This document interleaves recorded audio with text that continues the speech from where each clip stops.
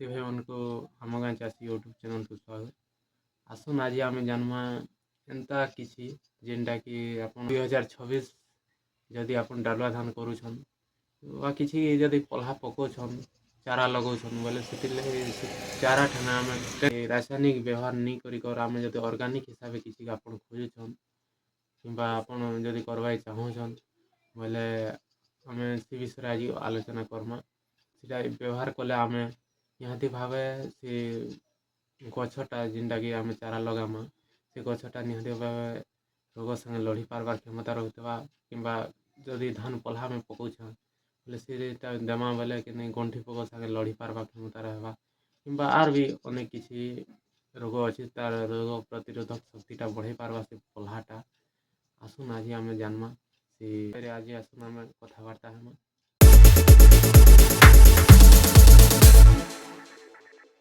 ଜଗନ୍ନାଥ ଚାଷୀ ଭାଇମାନେ ପୁଣି ଥରେ ଆମର ଏକ ନୂଆ ଭିଡ଼ିଓକୁ ଆପଣମାନଙ୍କୁ ପୁଣି ସ୍ୱାଗତ। ଆଉ ଆଜି ଆମେ ଯେନ୍ଟା କହିଛନ୍ ଆଲୋଚନା କର୍ମା ଯେନ୍ ସେ ବିଷୟରେ କି ଯେନ୍ଟାକି ଆମର ଅର୍ଗାନିକ୍ ହିସାବରେ ଚାଷ କଲେ ଯେନ୍ ଆମର ଅତ୍ୟଧିକ ରୋଗ ଯେନ୍ ଲାଗୁଥିସି ସେ ରୋଗକେ ଯେନ୍ତା ଦମନ କର୍ମା ଏବଂ ଗଣ୍ଠି ପୋକକେ ଦମନ କର୍ମା। ଆଉ ଆପଣମାନେ ଏବେ ଡାଲୁଆ ଧାନ ପଲ୍ହା ପକଉଛନ୍ ଆଉ ବହୁତ କିଛି ସାର ଦଉଛନ୍ ବିଷ ଦଉଛନ୍ ଆଉ ସେ ସବୁ ନାଇଁ ଦେଇକିରି ଆଉ ଗୋଟେ ଆମେ ଅର୍ଗାନିକ୍ ହିସାବରେ ମାନେ ଚାଷ କର୍ମା ଯେନ୍ଟାକି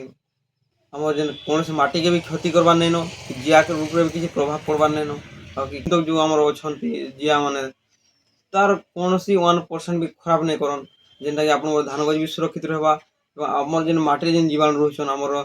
ଗଛକେ ଯେନ୍ ଭଲ୍ ରଖୁଛନ୍ ମାଟିକେ ଉର୍ବର ରଖୁଛନ୍ ସେମାନଙ୍କୁ ବି କିଛି ଆଞ୍ଚ ନେଇ ଆସବା ସେ ଭଳିଆ ହିସାବରେ ଆମେ ଯଦି ପଲ୍ହା ପକାମା ତ ଆମକୁ 100% ଆମେ ସକ୍ସେସ୍ ହେମା। ଆଉ ଆମେ ସେ ଭଳିଆ ଜିନିଷଟା ଆମେ ଆଲୋଚନା କର୍ମା ଯେନ୍ଟାକି ଆମର ପାଖେ ଅଛି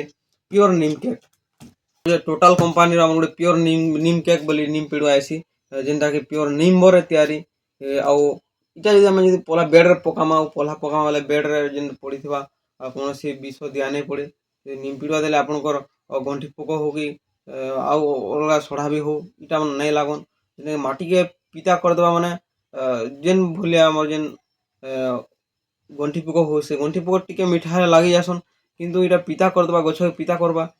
ଆଉ ଗୋଟେ ଖତ୍ ଭଳିଆ କାମ ଦେବା ଯାର୍ ମାଧ୍ୟମରେ କି ଆପଣଙ୍କର ଗଛଟା ସୁରକ୍ଷିତ ରହିବା ଆଉ ଗଛଟା ହୃଷ୍ଟପୃଷ୍ଟ ହେଇ ବଢ଼ବା ଏବଂ ମାଟି ବି କୌଣସି ମାତ୍ରାରେ କ୍ଷତି ନି ହୁଏ। ଆଉ ଆପଣମାନେ ଯେତେବେଳେ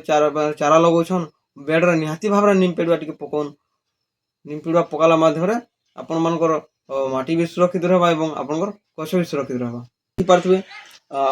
ଏଇଭଳିଆ ଯେନ୍ ରହିଛେ ଏଇଭଳିଆ କାମ ଦେବା ସବୁ ଆଉ ଆମର ସବୁ ପନିପରିବା ହଉ କି ଧାନରେ ହଉ ଆପଣ ଗୋଟେ ଏକର ପ୍ରତି ଆପଣମାନେ 10 କେଜି ପକଉନ୍ ନିହାତି ଭାବରେ ଆପଣମାନଙ୍କର ରିଜଲ୍ଟ ଆପଣ ନିଜେ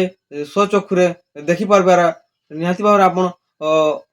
ନେକ୍ସଟ ଫେଜ୍ରେ ବି ପକାବାର୍ ଲାଗି ଆପଣମାନେ ନିହାତି ଆପଣଙ୍କର ମନଟା ଡାକବା ସେ ଇ ନିମ୍ ପିଡ଼ୁଆ ଉପରକେ। ଯେନ୍ ଆପଣଙ୍କୁ ଆଜ୍ଞା ଯେନ୍ ବୁଝାଲି ଲିମ୍ କେକ୍ ବିଷୟରେ ଏଇଟା ନିହାତି ଭାବେ ତାର ଉପଯୋଗିତା ଆପଣ ସଠିକ୍ ମାତ୍ରାରେ ସଠିକ୍ ଜାଗାରେ କରିବେ ବୋଲେ ନିହାତି ଉପକାର ହେଇପାରବା। ଆଉ ଆପଣ ଏଇଟା ଠିକ୍ ପଲ୍ହାରେ ହଉ କି ଚାରାରେ ହଉ ସଠିକ୍ ମାତ୍ରାରେ ଆମେ ବ୍ୟବହାର କର୍ମା ବୋଲେ ଫଲ ନିହାତି ଫଲପ୍ରଦ ନିହାତି ଭାବରେ ହେଇପାରବା। ଆଉ ସେଥିର୍ଲାଗି ଆପଣ ଏଇଟା ନିଶ୍ଚିତ ପଲ୍ହା ପକାଲା ଟାଇମ୍ରେ ବ୍ୟବହାର କରୁନ୍ ଆଉ ବହୁତ କିଛି ରୋଗ କରୁ ଆପଣଙ୍କ ଗଛକେ ଫସଲକେ ରକ୍ଷା କରବାରେ ଇ ସୁବିଧା ହେବା। ଏନ୍ତା ହିଁ ସବୁବେଲେ ଚାଷ୍ ବିଷୟରେ ଯାହା ବି କିଛି ଇନଫର୍ମେସନ୍ ଜାଣିବାର୍ ଲାଗି ହେଲେ ଆପଣ ଆମ ଗାଁ ଚାଷୀ ୟୁଟ୍ୟୁବ୍ ଚ୍ୟାନେଲ୍ କି ସବସ୍କ୍ରାଇବ୍ କରୁନ୍ ସବୁବେଲେ ଆମ ସାଙ୍ଗେ ଯୋଡ଼ି ରହୁନ୍ ସମସ୍ତ ଭିଡ଼ିଓକେ ଲାଇକ୍ କରୁନ୍ ଆଉ କମେଣ୍ଟ ମାଧ୍ୟମରେ ଆପଣଙ୍କ ମତାମତ ନିହାତି ଭାବେ ଆମକୁ ଜଣାଉନ୍।